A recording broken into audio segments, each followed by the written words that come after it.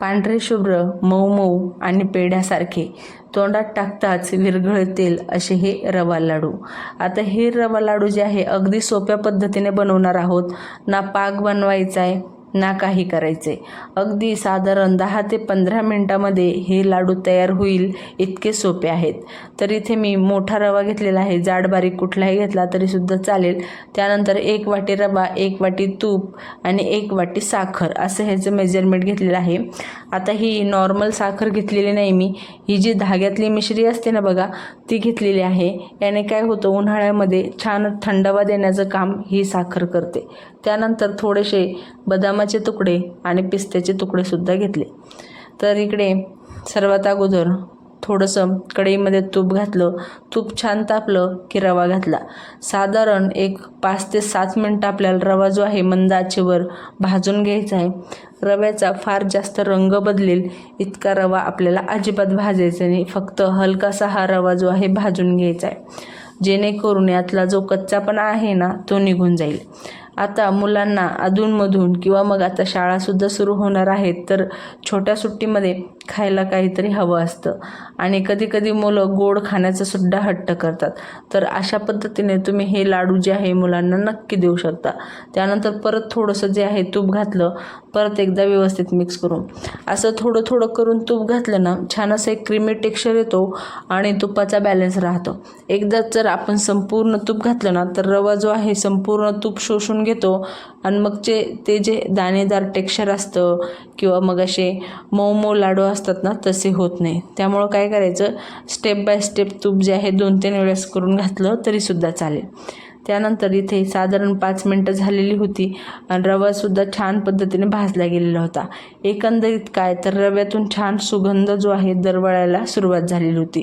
आता कढई गरम आहे, साधारण मिनिटभर जे आहे अशाच पद्धतीने याला खालीवर करत राहू. म्हणजे काय होतं, रवा जो आहे खाली करपला जाणार नाही, त्यामुळे आपले लाडूसुद्धा खराब होणार नाही. आता हे लाडू तुम्ही प्रवासामध्ये नेऊ शकता किंवा मग एकदा बनवून ठेवा, 2 महिने सहज टिकतात.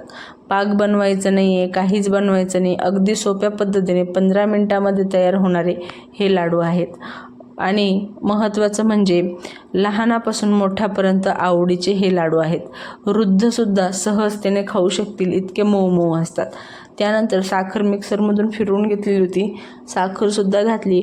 छान एकंदरीत जे आहे एकसंध करून घेतलं, जेणेकरून साखर जी आहे सगळीकडे व्यवस्थित पसरली जाईल. आता या स्टेजला गॅसची फ्लेम जी आहे बंद केलेली होती, साखर घातली. साखर घालायच्या साधारण मिनिटभर अगोदर गॅसची फ्लेम जी आहे बंद करायची, जेणेकरून आपण जेव्हा रव्यामध्ये साखर घालू तर ती वितळणार नाही पण छान पद्धतीने एकत्रित होईल. तर हे बघा अशी जी आहे ही साखर एकत्र झालेली होती. साधारण 5 मिनटे आपण याला असं सोडून देऊया.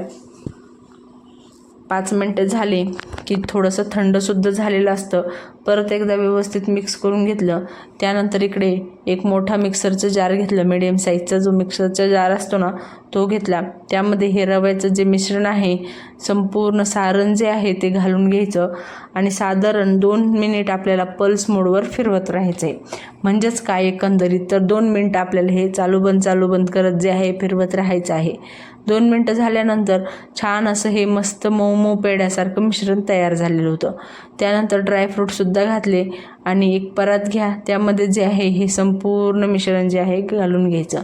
त्यानंतर जे शिल्लक तूप होतं ना थोडंसं ते सुद्धा घालून घेतलं आणि व्यवस्थित असं जे आहे मिक्स करून घेतलं. म्हणजे काय होतं, थोडंसं थंडसुद्धा होईल आणि आपल्याला भराभर जे आहे लाडूसुद्धा वळता येतील. तर अशा पद्धतीने मस्त असे हे मिश्रण जे आहे आपलं सारण लाडूचं तयार झालेलं आहे.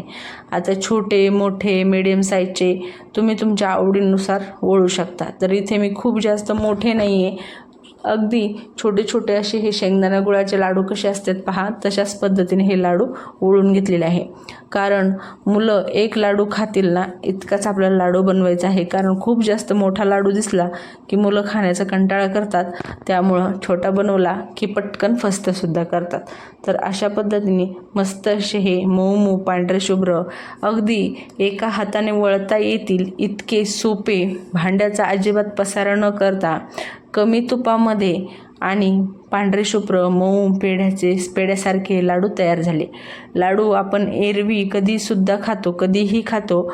फक्त बनवून ठेवले की महिनाभर 1.5 महिना सहज टिकतो. प्रवासामध्ये नेऊ शकता, ट्रिपला नेऊ शकता किंवा मग असेही छोट्या बुकेसाठी किंवा जेवणानंतर काहीतरी गोड खावंसं वाटतंच, तर हे लाडू उत्तम पर्याय आहे. तर असे हे मस्त मऊ मऊ पांढरे शुभ्र तोंडात टाकताच विरघळतील असे हे लाडू तयार झाले.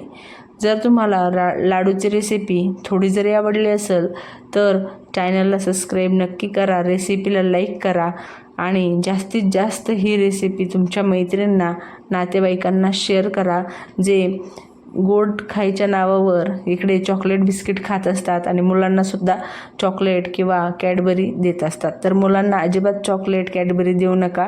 अशा पद्धतीने लाडू बनवून ठेवा, मुलं आवडीने खातील. चला भेटूया परत अशाच एका रेसिपीसोबत.